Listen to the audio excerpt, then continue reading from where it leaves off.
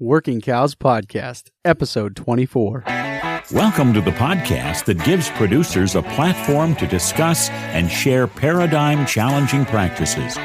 Practices that have increased the effectiveness of their operation and the joy that their families have received from this lifestyle.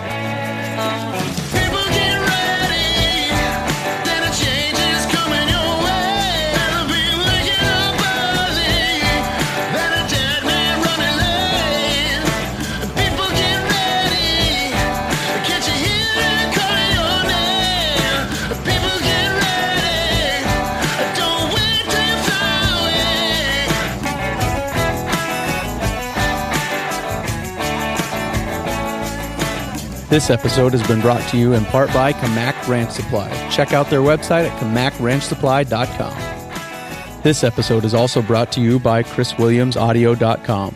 Head on over to chriswilliamsaudio.com for all your audio production needs. Bob Kinford has spent decades researching animal behavior. His decades of study finally reached the point where he discovered that with proper water and removing all handling stress, it was possible to completely change what we assume is normal cattle behavior. Rather than scattering across the pasture to graze and continually returning to the same place to graze, cattle will actually graze together as a herd, and depending on size and terrain will migrate around a pasture without returning to regraze areas. This allows cattle operations to practice regenerative, holistic grazing plans with far less infrastructure cost and labor. And that is why I invited Bob Kinford on the podcast today to talk to him about just these sorts of things. Now, as with last week, I had some issues and this recording, the original one, got deleted. And I was way out of my depths in the original recordings. But sitting down and listening to this and having this discussion with Bob again, which I very much appreciate, helped a lot. And so if you find yourself lost in this conversation, as I was the first time I had it with Bob, I would recommend listening to this podcast more than once because there's quite the paradigm shift contained in the minutes following this introduction. So without further ado, Bob Kinford on Instinctive Migratory Grazing. Bob, thanks for joining me today on the Working Cows Podcast. I'd like to just give you a bit of an opportunity to tell people what it is you are up to these days and how you go about keeping yourself busy. Boy, that covers a wide range. I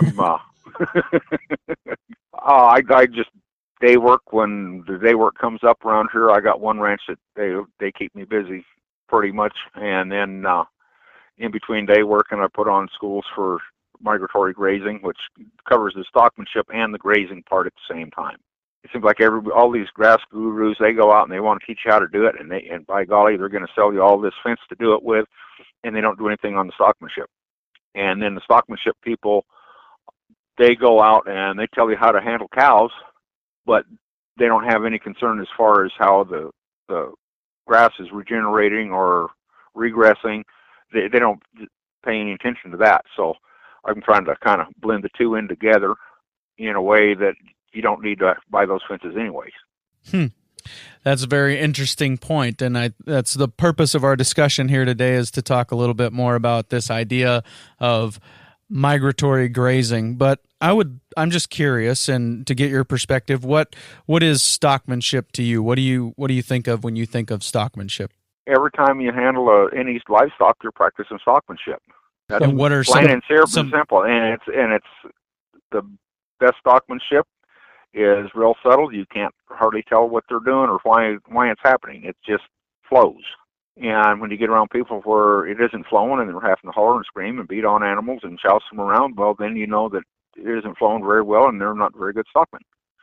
And they'll blame it on the cows, but people can go into that same set of cows and get a complete different reaction out of them within a very short time. So stockmanship is just handling your animals in the best way that you can. And some people just do it better than others. and the other thing is there was a post on Facebook today. Somebody said, well, how do you convince somebody that use finesse when they're wanting to get it done in a hurry? Well, finesse is speed. And that's what people don't realize is you go in there, you use a little bit of finesse and things are flowing. Yeah, you might sit there and wait a little bit and you're not even doing anything, just waiting on a cow to do something. instead of going in there and hollering, screaming, and beating on the cow, and you're still not getting any place, but you just feel like you're doing something because you're beating on the cow. So it's the finesse is a lot faster than doing just going in there and ramming and jamming and think you're doing it fast. Yeah, and it's just that's a hard concept for people to wrap their minds around. And a lot of this is counterintuitive. I mean, we've been taught how you take care of grass for so long that it's like, what do you mean we're supposed to have more animals and keep them moving instead of leaving them in one pasture or leave them in the pasture for a month without ever doing anything with them and then move them on to the next pasture? It just doesn't compute to a lot of people. But if all rotational grazing is just slow motion set stock, because you put the animals in there and they do just like you do when you're set stock grazing, and they scatter out and they pick their favorite spots and they eat those favorite spots down and they ignore the other spots, and then you rotate them into the next pasture and then they do the same thing there. So you're not really doing anything other than moving cattle, unless you're moving those cattle around and bunching them up to where they're going to be getting an even graze on things. Yeah. So this is the second episode in a row that I am recording that have two things in common. The first thing is a gracious guest who was willing to join me after I had already recorded an episode with them and managed to delete that episode. The first episode that happened to was Brock Terrell. And I'm not that gracious. I'll sneak up on you later.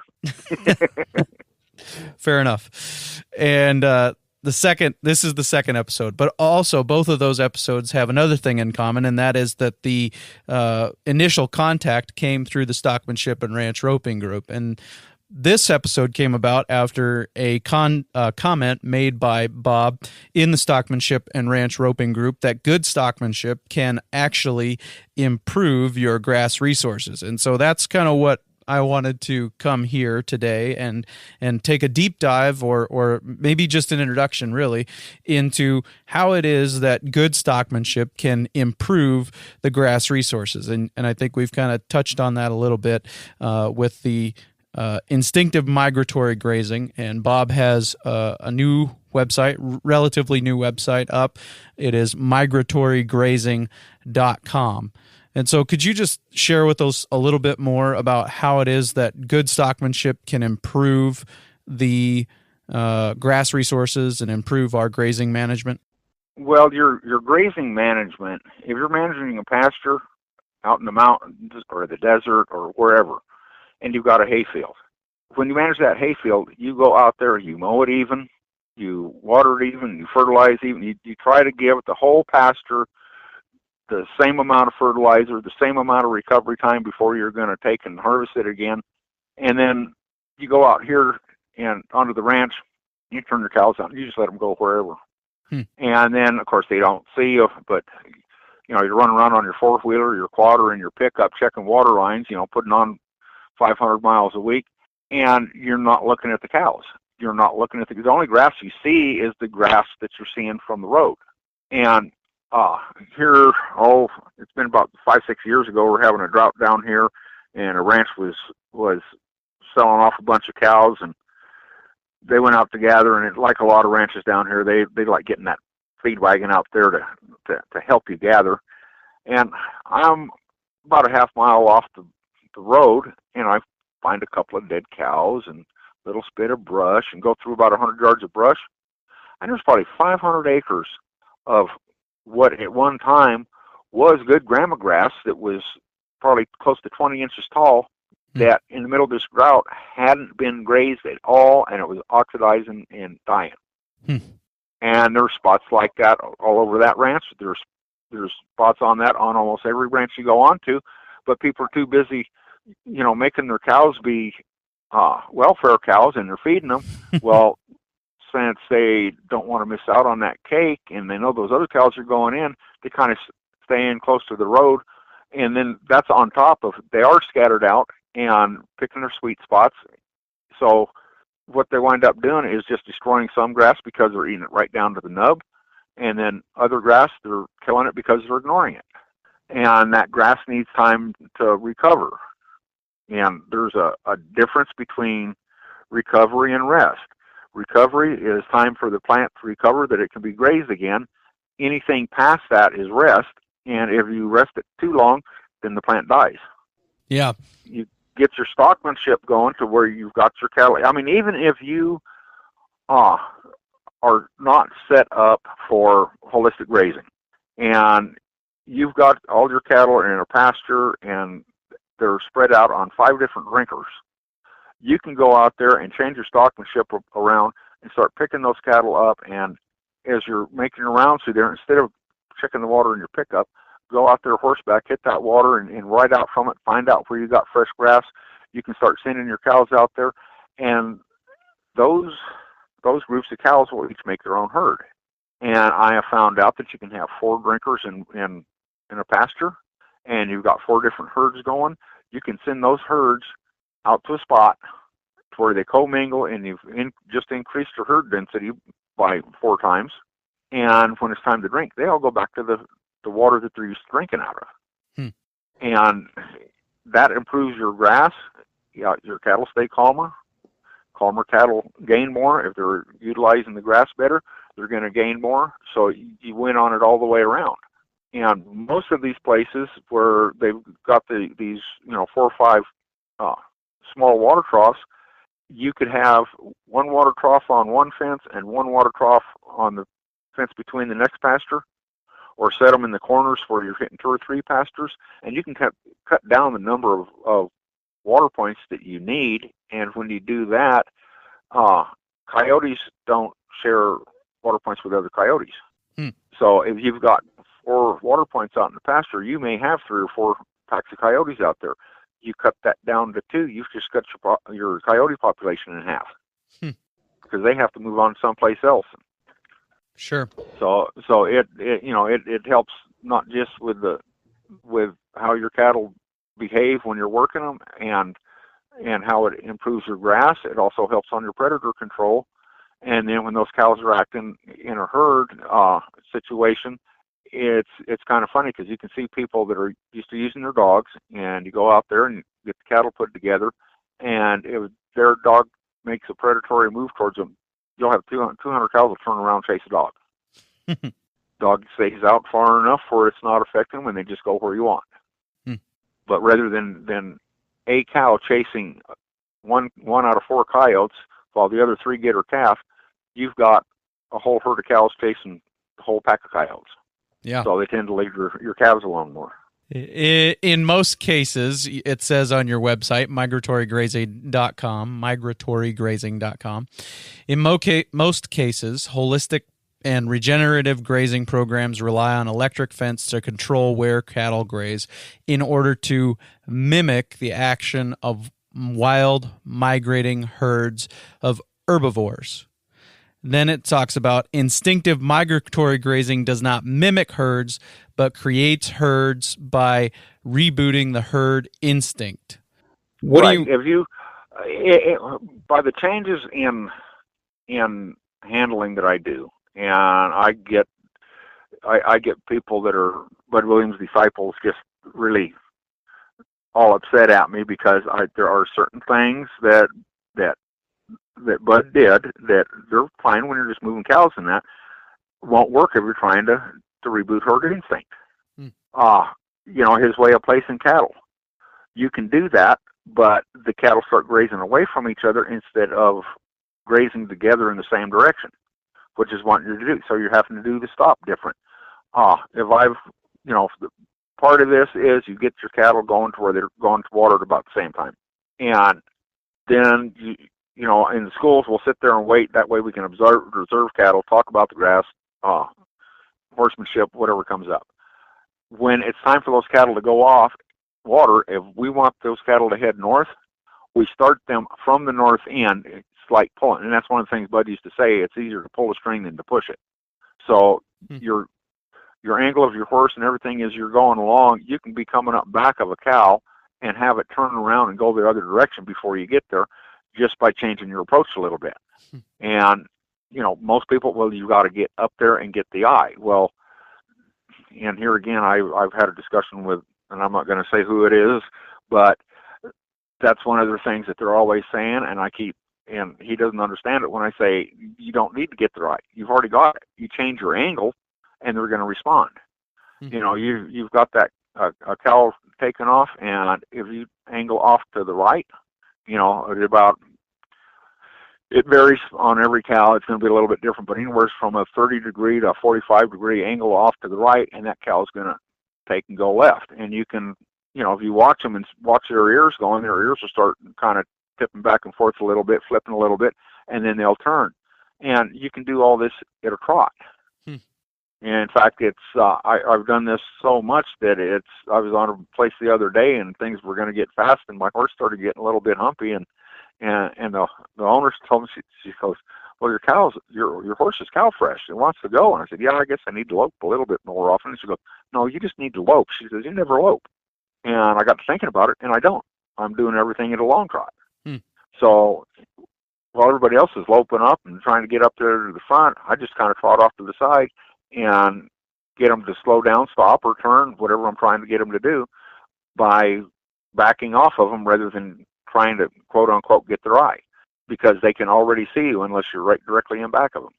So I think what we've done so far is maybe whetted some appetites, and I'd like to take a quick break and thank our sponsors, and then we will come back and continue our discussion with Bob Kinford about instinctive migratory grazing, which depends upon rebooting the herd instinct. A new sponsor here on the Working Cows podcast, the High Plains Ranch Practicum. It is an invaluable resource. I cannot stress highly enough how much I think it is important for producers to be involved in continuing education programs. So go check out the High Plains Ranch Practicum at hpranchpracticum.com and register. The class that I was a part of sold out before the deadline, and so the deadline is the end of May.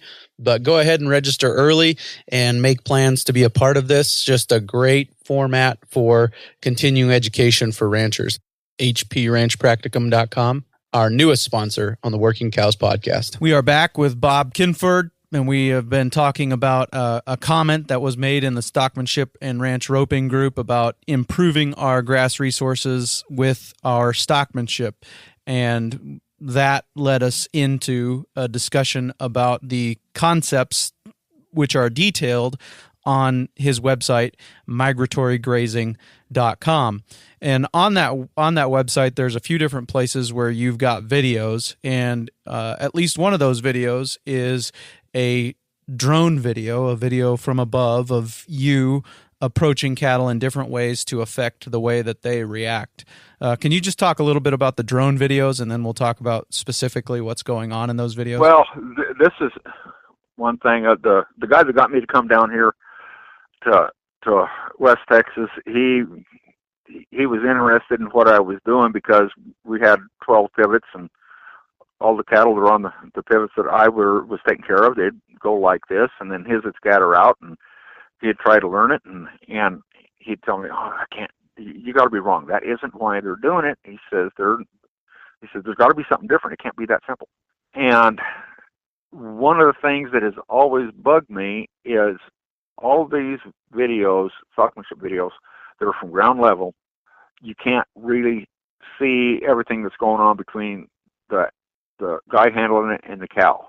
And I was on a group on Facebook, and this guy posted this video about, boy, he's a wild cow catcher and all this, and it's like I was literally like banging my head on the keyboard.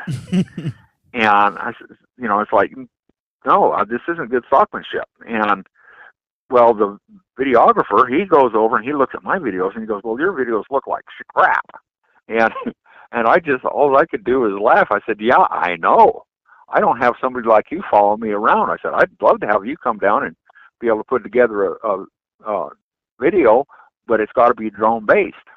And we got to talking about it. He set the price on it, and I went on to GoFundMe or one of those deals, and we raised enough money for me to get it done, and he did a wonderful job with it.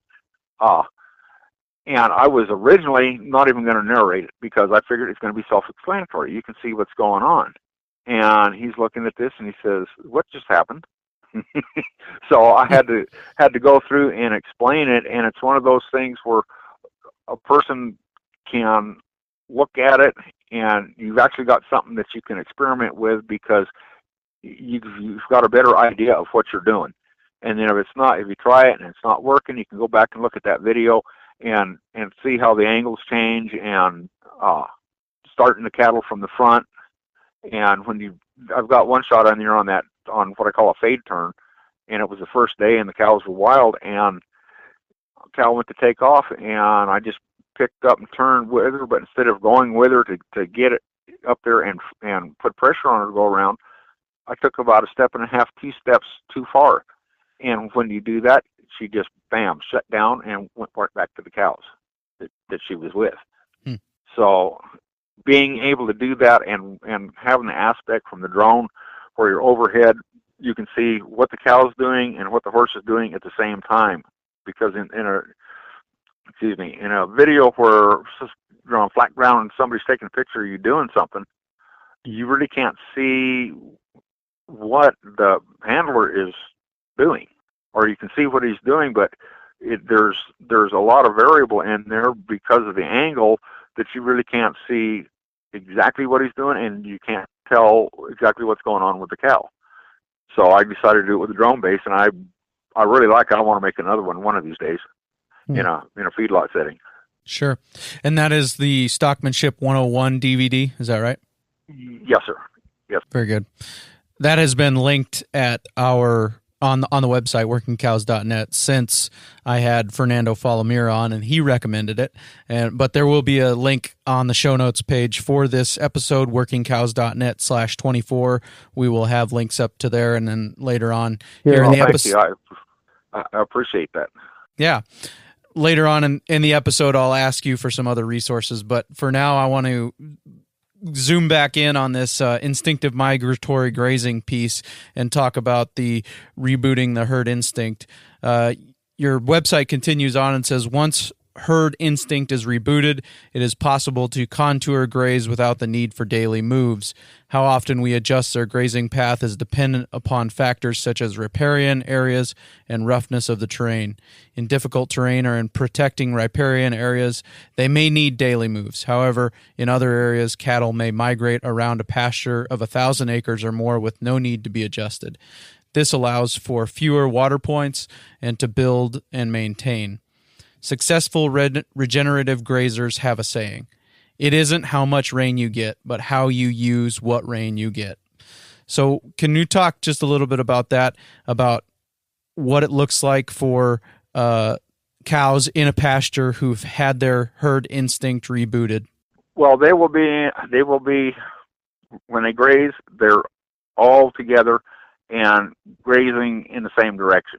You might find a few outliers that are kind of grazing a different direction, but when the herd picks up, moves up a little bit, they all turn around and follow them. And every place is going to look a little bit different. If you've got really good, lush, green, thick grass, they may be grazing so close together that they're touching.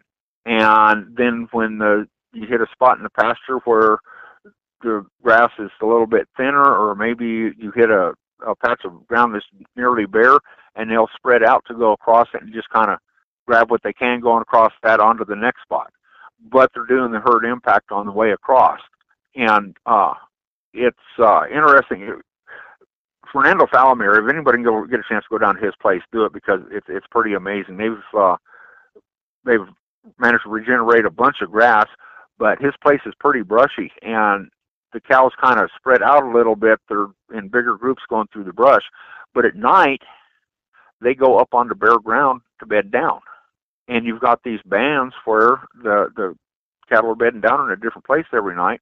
Well, when his herd gets up, they all do what cows do, and they stretch and they pee and they poop and they go back to grazing. Well, then that whole band winds up getting weeds and forbs, and then the cows go up and they graze that, and then the next thing you know, he's got grass going. And I mean, so it looks different. His place, you can't tell they're in a herd until they're at night. Boom, they're all bedding down together. They talk about experimenting with a corral and penning them every night. Well, they don't have a corral or any pen to be put in. They just bed down together. And if you're on a place where it's a little bit more open, where the cows can see each other and they're actually acting as a big herd, when they bed down, they all bed down together. We had my last trip to Australia, we had 3,500 working as a herd there for a while, and I tell you what, talk about herd impact every night, because they came together, 3,500 head come together just like they were in a pen, bedded down, and just did a mass fertilization of about 2 or 3 acres with 3,000 head. And then when they got rain, of course, that fertilization that they got going on there takes off, and are getting more weeds and forbs. Yeah. And that's the other thing about utilizing your rain. When your cattle are grazing closer together like that, they're breaking the crust on the ground, and it's amazing how little water it takes to run. Here about 5 years ago, I was working on a ranch here just south of town, and the little shower come over, and the gal called me on the phone. Well, how much you get over there? You get much enough to run water? And I looked down and go, yeah, it's running water, but the front of my shirt wasn't even wet. And I asked her how much they got, and they got 0.08 of an inch, and it was running water. And there was tracks going across there from one cow, and every one of those cow tracks was filled. Now, if they would have had 500 cows in there with 500 cow tracks going across that would have collected a lot more water instead of running off. If you guys want to catch up with a little bit of what Bob's talking about, we had Fernando Falomir on episode 8 of the Working Cows podcast, and he talked about regenerating that ranch back from running 40 cows and like 10 wild donkeys to, I think he said they're running 600 animal units or something like that on that same amount of ground that they were running 40 cows and some donkeys. And it's all been based on what Bob's talking about breaking up that soil cap and getting more water into the ground and some of those things. And the amazing thing is he isn't even halfway done yet. Yeah, that's the other thing. Not even halfway through that ranch. Yep. He said that they've got about a third of the ranch is very productive, and then a third of it is yet to come back, and then another third of it is kind of higher rocky or gravelly ground, but there's still another third of that ranch. Well, there's still places on that's coming back, and I was down there visiting him last spring, and we were looking way up high on the mountain, and he's got one spring down. They got one of those seasonal rivers that runs through, and there's a spot where it would always have just a seasonal spring, and that thing's going year round now. And I mean, you could park 2 or 3 pickups down in it, and probably 4 pickups down in it, because it's that wide too, where it's staying wet. It's got that much water in it year round. And we're looking up on way up on the mountain, there's a big green spot up there. That the only thing it could be is he's got another springs coming back up there. He isn't getting as much grass up there as what he's doing down lower, but he still is getting grass going. Very cool. That's a really, really fascinating discussion.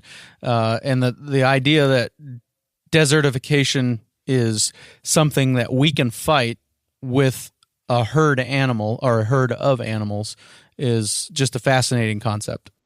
Well, the amazing part is that it's not just taking that they killed the buffalo and the elk and all that. Alejandro Carrillo, he's another guy you should interview.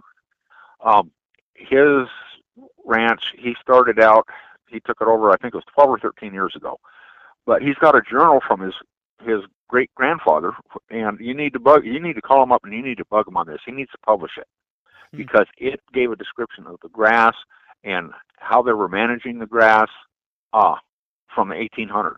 Wow. And they were constantly moving those cattle. They were taking advantage of different seasonal springs, of seasonal creeks and rivers. And then his grandfather took it over. And when his great-grandfather had it, if they were going to go to town, it was like 20, 30 miles to town, they would have to take and put protection on the front of their horses' legs and on their chest so that they wouldn't get cut by all the grass because the grass was so thick. They had to clean their cinches every day because they collected so much grass in their cinches. Okay, then his grandfather took it over. And of course, you got to go with technology. That's what humans do. We go with all this technological stuff that is just going to save us time and money. He puts in windmills. He puts in fences. His dad did the same thing. When Alejandro took it over, they were running. He said it was at 98 acres to the cow, and they were having to feed 4 and 5 months out of the year and weaning their calves at 3 and 4 months. Wow. After doing this for 12 years, he's been using fences. They get away from the fences sometime. That was my first school in Mexico, was at his place. But he's now running 25 acres to the cow. Wow. He doesn't put out he puts out Redmond sea salt is the only mineral supplement that they get. No protein supplement.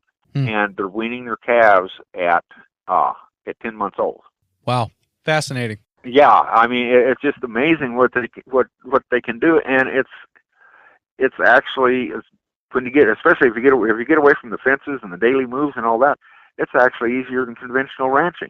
You get out there on your horse for a couple hours every day, and and tune up some colts or whatever, and it rolls on, and you're not really working very hard.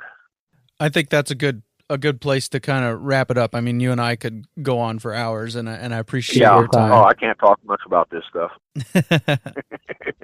Can you just kind of give us the bottom line? I mean, what are we talking about here as far as the rebooting herd instinct, and what is this going to do for the health of the animal, the health of the land, the health of the financial picture of the ranch? What are some of those things? Well, it's okay. The ranching for profit people, they say one cowboy, one full-time employee per 1,000 cows. And when we put together that group of 3,500, we did that with 3 people. And the one gal really didn't even know how to saddle a horse when we started. Total novice. And we're still able to do 3,500 with 3 people. So we were actually at almost 1,200 cows per person. Yeah. And that was in some really timbery country. So, you get onto these ranches where it's a little bit more open, and you've got more experienced help. I really don't know what the maximum number is that a guy can do by himself. I've done, on a irrigated deal, I've had up to 2,800 head going by myself. Wow. And wasn't overworked with it at all. So that's just a tad bit more than 1 per 1,000 or 1,000 for one person. And the only time a guy should really need help doing this is, okay, we're gonna brand, and you're gonna need your ropers and everything, or people to run the table if you want to. I hate to think of it, go that route, but I hate tables, hate them. But when you're weaning, you can go do a fence line wean, and they're so used to being handled that you string them up down the fence. It doesn't take anything at all to really split them. 2 people can do it, and it doesn't make any difference how many head you have, because once those cattle are falling down the fence, they're all going to go. You really don't have to do that much. Well, you have done it again. You have stretched my mind and pushed me outside of my box, and I appreciate that. Oh, well, you must be pretty elastic. So if some people have a hard time getting around it, to get these guys doing the grazing studies to do one on this, because it's gonna twist all of their beliefs around. Yeah. On everything, on their grazing distribution and how to do it. It's just gonna revolutionize it. It's way outside of anything I've been exposed to, and I appreciate that. So if other people want to be exposed to this, how can they keep up with you? Where can they go to find out what you're doing next, and how they can take part in it? Oh, I've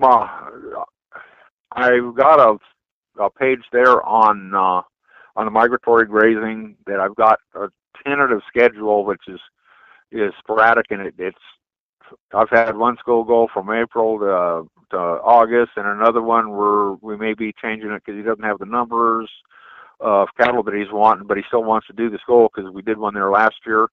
So it's fluctuating, but I've got the contact page on there that has got my phone number on it, and people can just give me a holler and talk about it, or if you want to set up a school, and I set these up to where the person hosting it should be able to make some money on it, and I make some money. I'm not trying to get rich at this. I'm just trying to get people to where they can learn it. So anybody who wants to host a school, they can contact me through there. A bunch of people have the videos out and they just want to have a regular stockmanship clinic. I can do that, and all the information is there on the website, migratorygrazing.com. Yep, and we will have links to all the different pages on migratorygrazing.com at workingcows.net/24, and we'll link to these different things as the resources that Bob recommends, the Rebooting Herd Instinct page, the IMG schools and stockmanship clinics page. We'll link to all that so that you can get in touch with Bob, and he is very easy to get a hold of. I will say that. I appreciate that, so thank you for being available. I just have one phone, and it's on me. Yeah, so damn thing gets service almost every place too. Yep. Well, thank you for being available. Thanks for your time. Is there anything else that you wanted to share before I let you go? Oh, just keep your broncs topside up. Appreciate it. Thanks for your time. Thank you. This episode has been brought to you by Kamak Ranch Supply. Check out their website at kamakranchsupply.com. Here's the deal about Kamak Ranch Supply.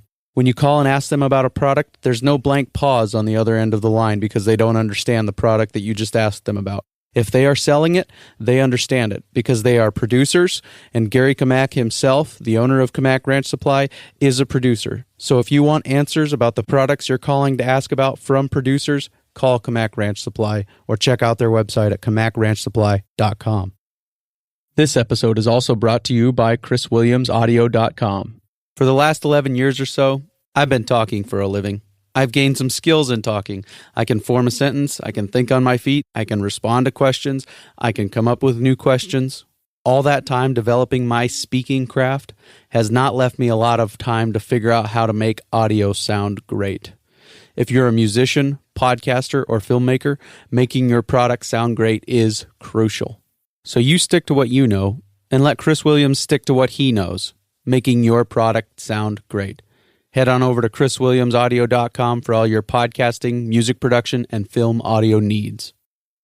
Well, if that stretched your mind like it did mine, again, I would encourage you to check that out again.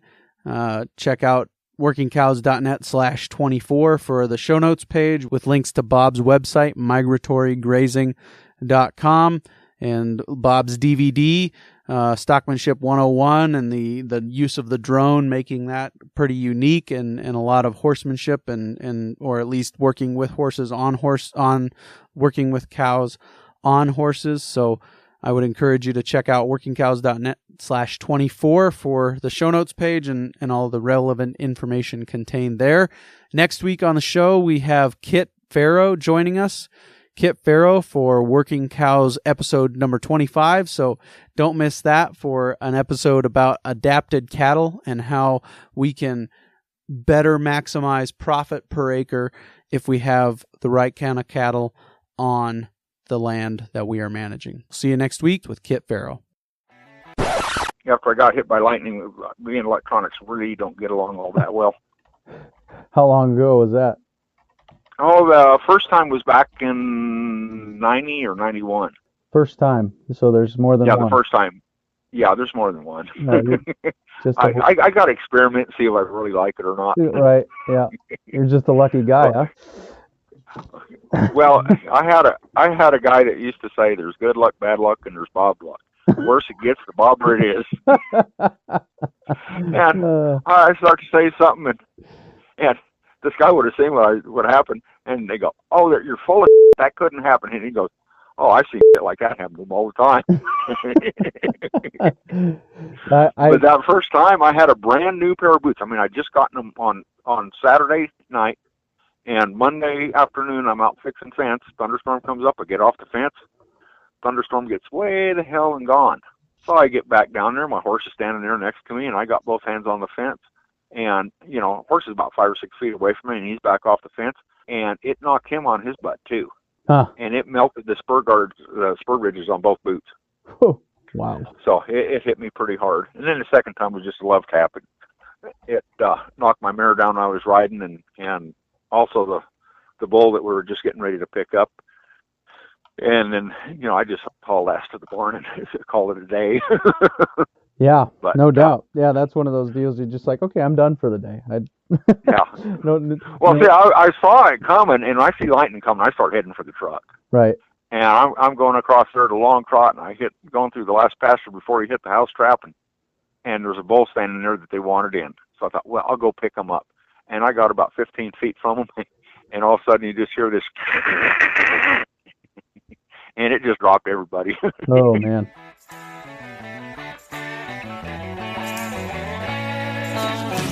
We invite you to visit workingcows.net to subscribe to the show via iTunes or Stitcher.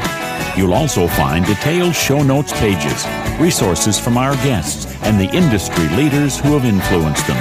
For more ideas on putting your cows to work for you in a more profitable way, tune in next week.